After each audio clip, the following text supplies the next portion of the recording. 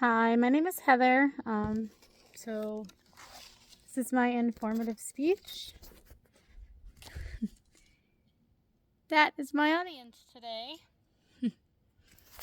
I have 4 puppy dogs outside. I'm the only one home right now, so that'll have to do. They're listening.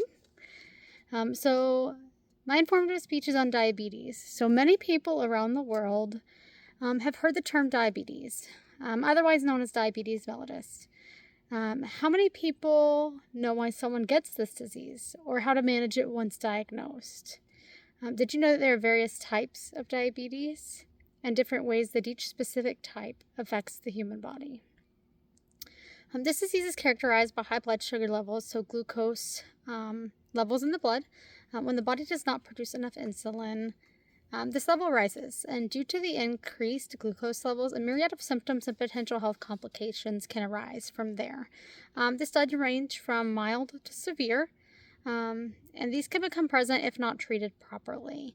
According to the Center of Disease Control, as of 2021, approximately 3.84 million adults in the United States had diabetes. Diabetes affects everyday life. The normal homeostatic balance of the human body is out of balance. So it causes various issues within the body. There are several different types of this disease. It can affect children, adults, and women that are pregnant. However, with proper medical care, it is possible to live a quality life with a substantial decrease in related complications and health issues. The first well-known type of diabetes is diabetes 1. It is called juvenile diabetes. It's an autoimmune disorder that affects the insulin-producing cells in the pancreas. It essentially destroys them. It's often a combination of genetic and environmental factors. It is insulin dependent. The second well-known type is type 2 diabetes. This is generally diagnosed in adulthood. It is when the pancreas makes insulin, but the body is unable to use the insulin effectively, or when the pancreas is not producing enough insulin, so therefore the body is then struggling to keep those blood sugar levels, blood glucose levels down within normal range. It is generally diagnosed in adulthood, as stated. However, most often, changes in diet, exercise, and daily habits can help alleviate symptoms and the possibility of severe health complications. There are additional types of diabetes that are less common. These include gestational diabetes.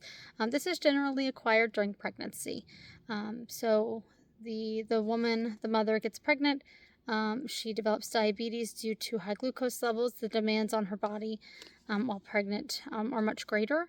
And then once she has the baby, her body returns to its pre-pregnancy state, essentially related to the pancreas and the level of insulin and glucose that the body is able to maintain and effectively keep those levels within that homeostatic range. Another type of diabetes is type 3. It is rare. It affects the brain and nervous system. There's also monogenic. It's also a rare inherited form of diabetes. And then there's what's known as prediabetes. So prediabetes is a precursor to actually developing diabetes. So let's say you go to the doctor. The doctor lets you know that your A1C level is a little high, generally anything greater than 7. That's debatable. Just a health statistic. You would ask your doctor, your family physician, your pharmacist, your endocrinologist, whoever, what levels they feel are appropriate and within range for you specifically. But that is just a health statistic. As far as having your blood glucose monitored on a routine basis, that is how someone is considered a pre-diabetic. And there are lifestyle changes that can be made. Diet, so a healthy diet, exercise, walking is good for that. And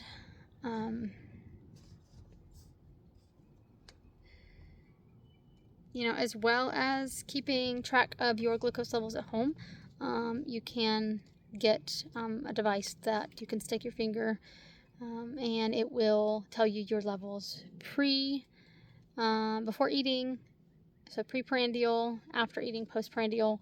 And you can also do it upon fasting. So when you haven't eaten for a certain period of time, generally overnight or for 8 to 12 hours, depending on what your doctor recommends.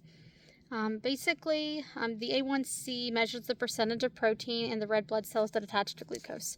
So your doctor can also give you more information on that as well.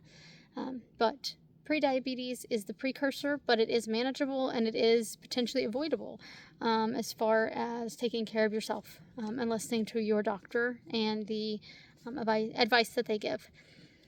So professional oversight can greatly reduce the complications and severity of symptoms often associated with diabetes. There are several medical professionals that are generally able to help manage and assist with disease-related questions, lifestyle changes, medications, and complications that may arise. Your family physician is your first, line of care. Go to them, ask them questions. They can check your blood sugar levels, your A1C levels. They can do, finger pokes, they can do lab draws, things of that nature to help you determine what your levels are, what your levels need to be, and give you that information.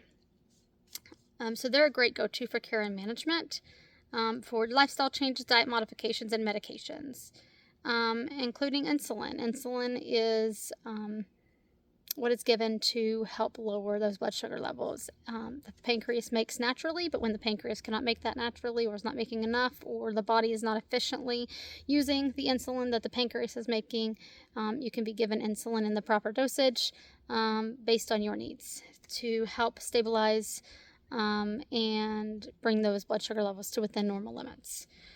So an endocrinologist specializes in diagnosing and treating conditions related to hormones and the endocrine system. So they're a good go-to. And you can also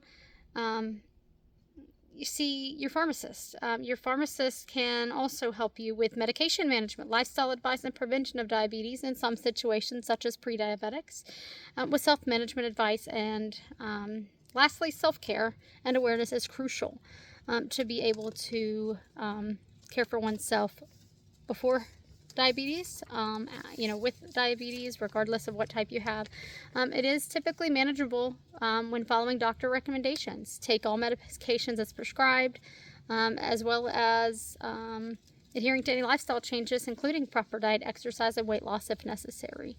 Risk factors for diabetes. There are modifiable, so behavior or exposures that can be changed, and non-modifiable, such as a person's health, family, related genetic predispositions, things like that.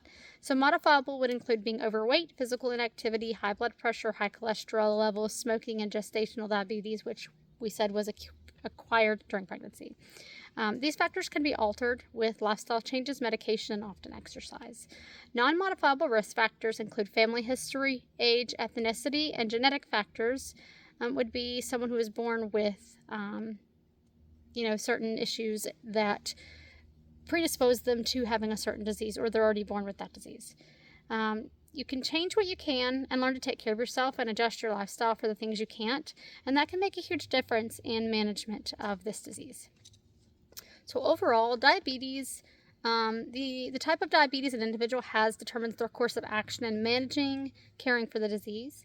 As mentioned, lifestyle changes, diet, exercise, seeking professional care, medication management, and learning how to care for oneself if pre-diabetic, when possible, can make a huge difference. Diabetes is a chronic, often life-altering disease.